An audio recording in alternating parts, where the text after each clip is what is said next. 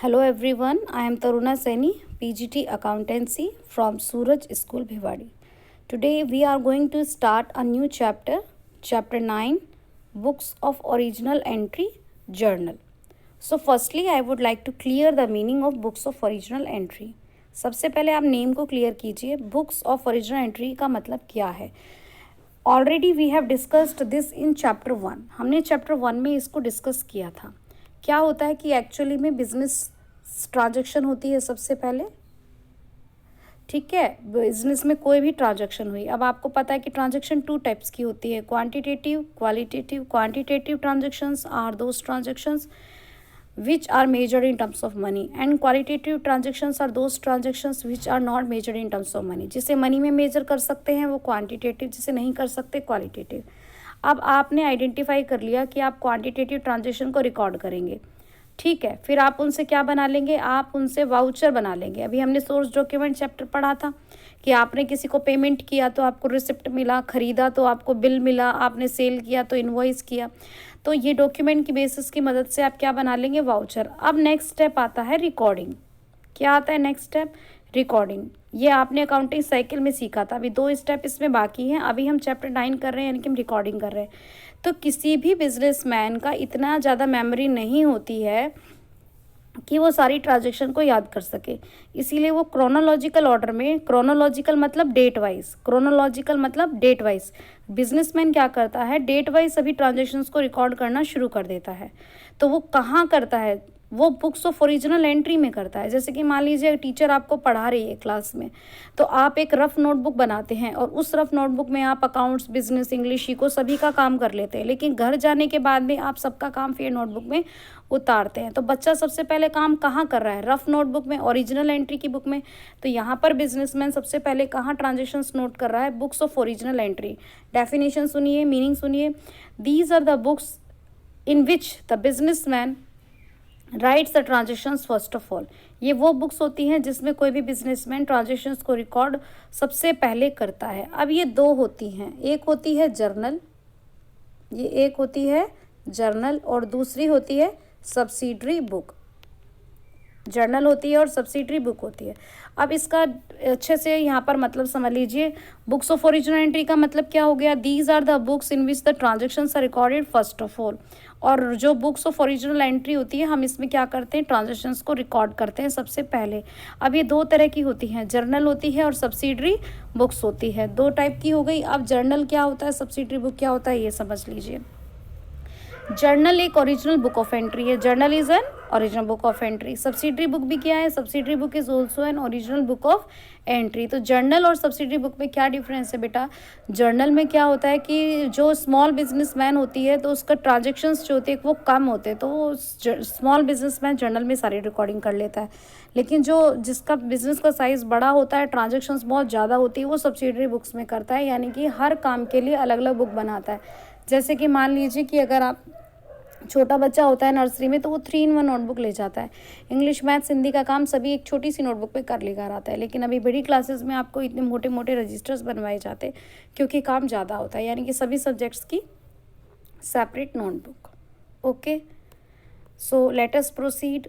What we are going to study in this chapter. The chapter name is Books of Original Entry Journal, and in this we will study names of books of journal entry. I told you the names.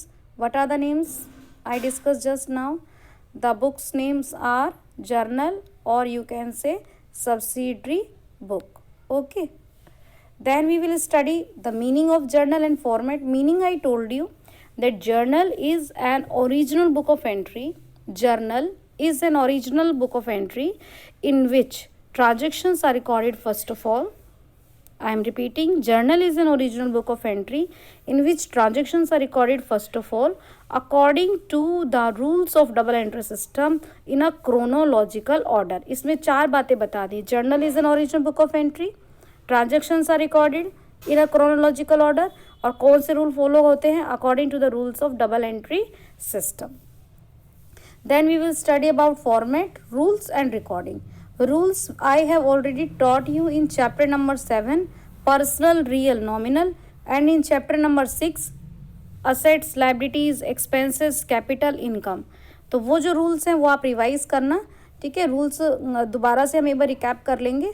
तो आज की class में हम पढ़ेंगे names of books of original entry के बारे में। Okay, अब ये बहुत इंपॉर्टेंट चैप्टर है क्योंकि बेटा इस चैप्टर से आपके न्यूमेरिकल शुरू हो जाएंगे, एंट्रीज करना आप सीखेंगे। तो ये अगर आपने ये क्लास मिस की, इसकी रेगुलर क्लासेस, तो आपको आगे प्रॉब्लम आएगी।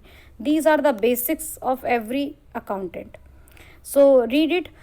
आप स्क्रीनशॉट ले लेना इसका पोज करके। The books in which a transaction is recorded for the first time from a source document are called books of original entry। वो books जिसमें आप transactions लिखते हैं सबसे पहले किसकी मदद से, source document की मदद से, books of original entry बोलते हैं। Journal is one of the basic books of original entry. Journal क्या होती है, एक बेसिक बुक होती है और उस बेसिक बुक में आप ट्रांजेक्शन्स लिखते हैं in a chronological order. Chronological order में किसके रूल के हिसाब से, according to the rule of double entry system. Journal is one of the book of original entry in which transactions are recorded in a chronological order according to the principle of double entry system. Business small है तो कौन सी transactions कौन सी book में लिखेंगे, journal में। लेकिन size of business बड़ा है तो कहाँ आप मेंशन करेंगे, सब्सिडरी बुक्स में। इनका क्या नाम है, sub journal, special purpose subsidiary books या बुक्स ऑफ ओरिजिनल एंट्री। कितनी होती हैं ये, cash book, purchase book, sales book, purchase return, sales return, BR, BP, journal proper. ये 8 आपकी सब्सिडरी बुक्स है। हम इन बुक्स के भी सम्स आगे करेंगे आगे के चैप्टर्स में। ठीक है, अब इनको ओरिजिनल एंट्री क्यों बोलते हैं, why these books are called original entry, because transactions are firstly recorded in these books. अब businessman need not maintain all the books. जरूरी नहीं है कि एक बिजनेसमैन सारी बुक्स को मेंटेन करे। ही में maintain any of the above, कितनी भी बना सकता है डिपेंडिंग अपॉन द नीड। ठीक है, बिजनेसमैन को जरूरी नहीं है कि वो 8 की 8 सब्सिडरी बुक्स बनाएगा, वो अपने हिसाब से, अपनी ज़रूरत के हिसाब से बना सकता है। ठीक है, फिर जर्नल आता है। जर्नल का क्या मीनिंग होता है, journal is a book of original entry in which the transactions are recorded first of all. Professor Carter के according the journal is originally used is a book of prime entry. याद रखिएगा, book of prime entry है, book of original entry है। In which transactions are copied in order of date, date के हिसाब से record करते हैं, from a memorandum और a waste book, waste book या मेमोरेंडम बुक से रिकॉर्ड करते हैं। The entries as they are copied are classified into debit and credit. और एंट्रीज को डेबिट और क्रेडिट में यहाँ पे हम शफल करते हैं। मैंने आपको चैप्टर 7 में बताया था कि किस तरीके से किसी ट्रांजेक्शन से डेबिट क्रेडिट का पता लगाया जाता है। The journal provides a date wise record of all the transactions with details of the accounts debited and credited and the amount. Journal में किस किस चीज़ का रिकॉर्ड होगा, ट्रांजेक्शन्स का रिकॉर्ड होगा, डेबिट क्रेडिट कौन से अकाउंट हो रहे हैं, और अमाउंट का रिकॉर्ड होगा। रिकॉर्डिंग जर्नल में करने से पहले हम एक क्या बनाते हैं, वेस्ट बुक या मेमोरेंडम बुक। वेस्ट बुक को बनाना नॉट नेसेसरी, कोई ज़रूरी नहीं है कि हम वेस्ट बुक को बनाएं। ठीक है, लेकिन हम इसीलिए बना लेते हैं क्योंकि कई बार ट्रांजेक्शन सब भूल जाते हैं, तो भूल जाते हैं कि कितनी ट्रांजेक्शन हुई है, तो वेस्ट बुक आपको रिमाइंडर करा देता है। ठीक है, आप इसका स्क्रीनशॉट ले लें। वीडियो को पॉज करके आप स्क्रीनशॉट लेकर रीड करेंगे और फिर आप वर्क करेंगे।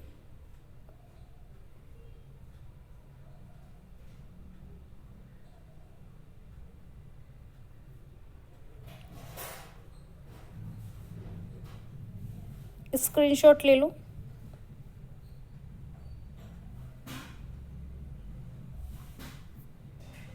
I already discussed this content. What do you mean by subsidiary books? Because when the size of business is large, then the businessman will adopt subsidiary books.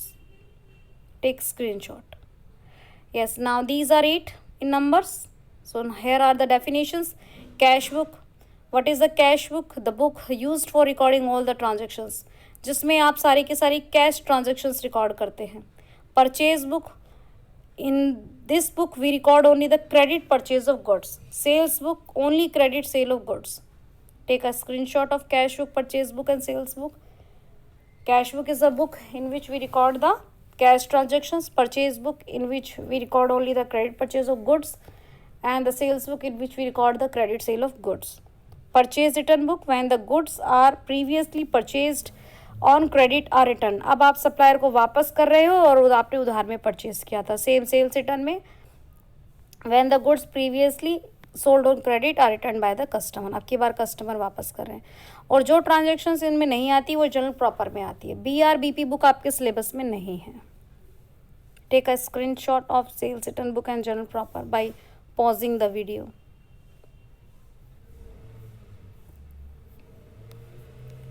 Now, advantages of special purpose subsidiary books.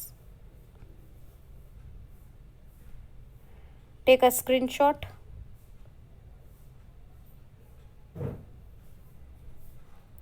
Also from here.